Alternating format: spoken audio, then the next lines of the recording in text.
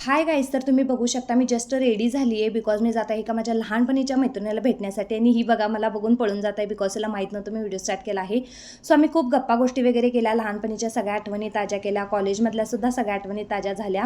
Because guys तिचं मागच्या मंथलाच लग्न झालं होतं, सो मला तिला भेटता आलं नाही म्हणून म्हटलं भेटणं पण होईल. सो तिला भेटून वगैरे मी बाय बाय करून लगेच घरी आले आणि रेडी झाले बिकॉज गाईज आम्ही परत जाणार होतो जुडिओला. कारण या काकी नेहमी म्हणत असतात एकटीच जुडिओ फिरत असतेस, कधीतरी आम्हाला पण घेऊन जा. सो त्यांना घेऊन जुडिओला गेले आणि गेल्यानंतर बघते तर काय इतका सुंदर सूट लावला होता ना गाईज, मला तर खूप आवडला because colour combination is very good. So मला म्हणून आवडला.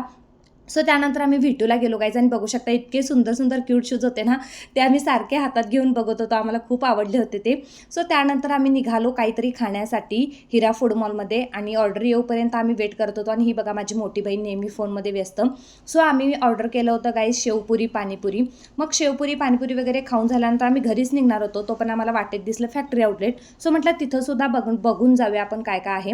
सो बघून वगैरे आम्ही घरी आलो, लगेच मी फ्रेश झाले आणि बघते तर काय राम घरी आला होता स्टडी करण्यासाठी, पण स्टडीच्या नावावर हा दुसरंच काहीतरी करत असतो, चित्र वगैरे काढत असतो. सो इग्नोर करा गाईज. आजचा मिनी ब्लॉग कसा वाटता कमेंट करून नक्की सांगा guys. Bye bye, take care.